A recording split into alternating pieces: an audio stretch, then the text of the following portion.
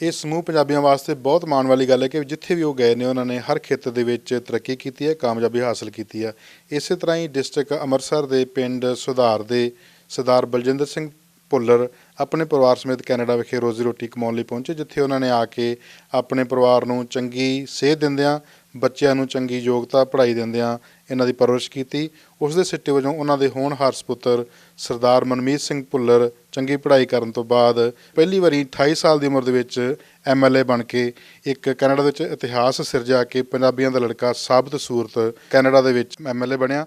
ਅਤੇ ਉਹਨਾਂ ਦੀ ਲਿਆਕਤ ਨੂੰ ਦੇਖਦਿਆਂ ਹੋਇਆਂ ਉਸ ਸਮੇਂ ਦੇ ਪ੍ਰੀਮੀਅਰ ਮਾਨਯੋਗ ਐਡ ਸਟੈਲਮੈਕ ਨੇ ਉਹਨਾਂ ਨੂੰ ਆਪਣੀ ਮਿਨਿਸਟਰੀ ਦੇ ਵਿੱਚ ਫੁੱਲ ਮਿਨਿਸਟਰ ਵਜੋਂ ਸਥਾਨ ਦਿੱਤਾ। ਫੁੱਲ ਫਲੈਜ ਮਿਨਿਸਟਰ ਕੈਬਨਿਟ ਮੰਤਰੀ ਵਜੋਂ ਅਲਬਰਟਾ ਦੇ ਵਿੱਚ ਸਰਵਿਸ ਮਿਨਿਸਟਰ ਦੇ ਤੌਰ 'ਤੇ ਸੇਵਾਵਾਂ ਨਿਭਾ ਰਹੇ ਨੇ, ਜਿਸ ਦੇ ਤਹਿਤ ਉਹਨਾਂ ਨੇ ਕਈ ਅਹਿਮ ਫੈਸਲੇ ਲਏ ਨੇ। ਤੁਹਾਡਾ ਸਰਵਿਸ ਅਲਬਰਟਾ ਮਿਨਿਸਟਰੀ ਆ, ਇਸ ਮਿਨਿਸਟਰੀ ਦੇ ਵਿੱਚ ਕੀ ਕੀ ਆਉਂਦਾ ਅਤੇ ਤੁਸੀਂ ਕਿਹੜੀਆਂ ਸੇਵਾਵਾਂ ਪ੍ਰਦਾਨ ਕਰਦੇ ਹੋ? ਇਹ ਐਕਚੁਅਲੀ ਜਿਹੜੀ ਸਾਡੀ ਮਿਨਿਸਟਰੀ ਆ, ਬਾਕੀ ਸੂਬਿਆਂ ਦੇ ਵਿੱਚ ਤਾਂ ਇਹ ਦੋ ਜਾਂ ਤਿੰਨ ਵੱਖਰੀ ਮਿਨਿਸਟਰੀਜ਼ ਵਿੱਚ ਡਿਵਾਈਡ ਕੀਤੀ ਗਈ ਆ।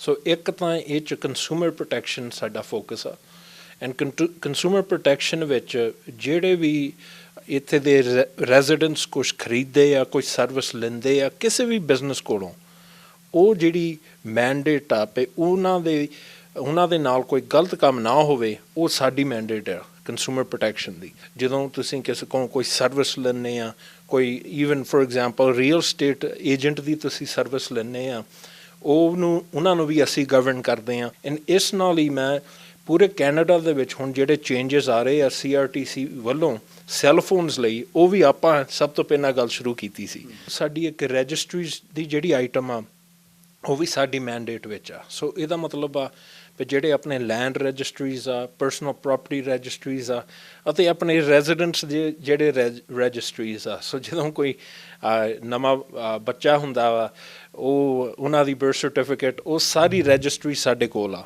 ਐਂਡ ਇਹ ਰਜਿਸਟਰੀਜ਼ ਦਾ ਕੰਮ ਸਰਕਾਰਾਂ ਵਿੱਚ ਬਹੁਤ ਵੱਡਾ ਵਾ। ਇਹਦੇ ਵਿੱਚ ਹੁਣ ਮਲਟੀਪਲ ਸਾਡੇ ਕੋਲ ਡਿਫਰੈਂਟ ਐਵਨਿਊਜ਼ ਆ, as I said, corporate registries, land titles registry, personal property registry and registry of Alberta. So ਇਹ ਇੱਕ ਬਹੁਤ ਵੱਡਾ ਫੋਕਸ ਆ। ਐਂਡ ਇਹਦੇ ਵਿੱਚ ਸਾਡੇ ਡਿਪਾਰਟਮੈਂਟ ਵਿੱਚ ਕੁਛ 300 ਜਾਂ 400 ਮਿਲੀਅਨ ਡਾਲਰ ਦੀ ਤਾਂ ਸਿਰਫ IT ਸਿਸਟਮਸ ਹੋਣੇ ਆ।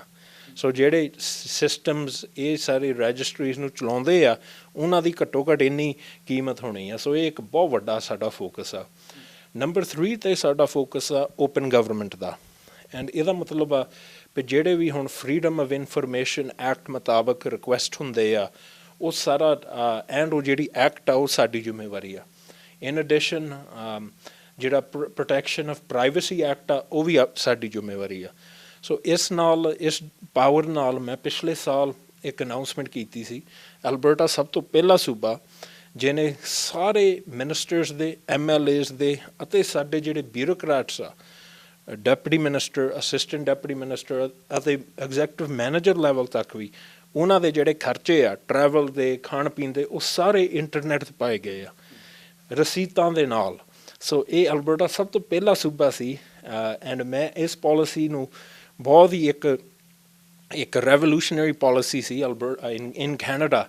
ਐਂਡ ਆਮ ਵੈਰੀ ਪ੍ਰਾਊਡ, ਮੈਂ ਬਹੁਤ ਖੁਸ਼ ਹਾਂ ਪਈ ਉਹ ਵੀ ਅਸੀਂ ਪ੍ਰੀਮੀਅਰ ਦੇ ਨਾਲ ਅਸੀਂ ਉਹ ਪਾਲਿਸੀ ਨੂੰ ਇੰਪਲੀਮੈਂਟ ਕੀਤਾ ਖੁਦ। ਇਹ ਜਿਹੜਾ ਪ੍ਰਿੰਸੀਪਲ ਆ ਓਪਨ ਗਵਰਨਮੈਂਟ ਦਾ, ਇਹ ਇੱਕ ਪ੍ਰਿੰਸੀਪਲ ਹੀ ਜੇ ਸੋਚਿਆ ਜਾਵੇ, ਇਹ ਪ੍ਰਿੰਸੀਪਲ ਇਹ ਹੀ ਆ ਵੀ ਤੁਸੀਂ ਪਬਲਿਕ ਨੂੰ ਇਨਫੋਰਮੇਸ਼ਨ ਪਹੁੰਚਾਓ ਅਤੇ ਜਿਹੜੇ ਗਵਰਨਮੈਂਟ ਦੇ ਸਰਵਿਸਿਜ਼ ਆ, ਉਹ ਸਰਵਿਸਿਜ਼ ਵੀ ਓਪਨ ਤਰੀਕੇ ਨਾਲ ਪਬਲਿਕ ਨੂੰ ਤੁਸੀਂ ਡਿਲੀਵਰ ਕਰੋ। ਵੀ ਅਸੀਂ ਇੱਕ ਗਵਰਨਮੈਂਟ ਦਾ ਪੋਰਟਲ ਔਨਲਾਈਨ ਸਿਸਟਮ ਬਣਾ ਰਹੇ ਹਾਂ, ਜਿਸ ਵਿੱਚ ਹਰੇਕ ਹੀ ਐਲਬਰਟਾ ਦਾ ਰੈਜ਼ੀਡੈਂਟ ਆਪਣਾ ਯੂਜ਼ਰ ਅਕਾਊਂਟ ਬਣਾ ਕੇ ਅਤੇ ਕਈ ਗਵਰਨਮੈਂਟ ਦੇ ਜਿਹੜੇ ਸਰਵਿਸਿਜ਼ ਆ, ਉਹ ਇੱਕੋ ਹੀ ਯੂਜ਼ਰ ਅਕਾਊਂਟ ਬਣਾ ਕੇ ਅਤੇ ਲੈ ਸਕਦਾ। ਸੋ ਜੇ ਤੁਸੀਂ ਕੋਈ ਗਾਂ ਇਨ ਦ ਫਿਊਚਰ ਤੁਸੀਂ ਕੋਈ ਹੈਲਥ ਡਿਪਾਰਟਮੈਂਟ ਕੋਲੋਂ ਕੋਈ ਇਨਫੋਰਮੇਸ਼ਨ ਮੰਗਾਉਣੀ ਆ, ਉਹ ਵੀ ਉਸ ਅਕਾਊਂਟ 'ਚੋਂ ਤੁਸੀਂ ਕਰ ਸਕਦੇ ਆ। ਆਪਣੀ ਵਹੀਕਲ ਦੀ ਰਜਿਸਟ੍ਰੇਸ਼ਨ ਰਿਨਿਊ ਕਰਨੀ ਆ, ਉਹ ਵੀ ਸੇਮ ਅਕਾਊਂਟ 'ਚੋਂ ਹੋ ਸਕਦੀ ਆ। ਜੋ ਅਲਬਰਟਾ ਦੇ ਸਰਵਿਸ ਮਿਨਿਸਟਰ ਮਾਨਯੋਗ ਸਰਦਾਰ ਮਨਮੀਤ ਸਿੰਘ ਭੁੱਲਰ ਨੇ ਇੰਟਰਨੈਟ ਪੋਰਟਲ ਲੋਕਾਂ ਵਾਸਤੇ ਉਪਲਬਧ ਕਰ ਰਹੇ ਨੇ ਅਤੇ ਹੋਰ ਸਹੂਲਤਾਂ ਆਪਣੇ ਡਿਪਾਰਟਮੈਂਟ ਦੇ ਵਿੱਚ ਲੋਕਾਂ ਨੂੰ ਦੇ ਕੇ ਜੋ ਟਰਾਂਸਪੇਰੈਂਸੀ ਲੈ ਕੇ ਆ ਰਹੇ ਨੇ, ਅਸੀਂ ਆਸ ਕਰਦੇ ਹਾਂ ਕਿ ਇਸ ਦੇ ਨਾਲ ਸਮੂਹ ਅਲਬਰਟਨ ਅਲਬਰਟਾ ਵਾਸੀ ਇਸ ਦਾ ਭਾਰੀ ਲਾਭ ਲੈਣਗੇ ਅਤੇ ਸਰਕਾਰ ਦੇ ਵਿੱਚ ਉਹਨਾਂ ਦਾ ਹੋਰ ਵਿਸ਼ਵਾਸ ਜ਼ਿਆਦਾ ਵਧੇਗਾ। Gurpreet Singh Marimega, PTC news, Edmonton, Canada.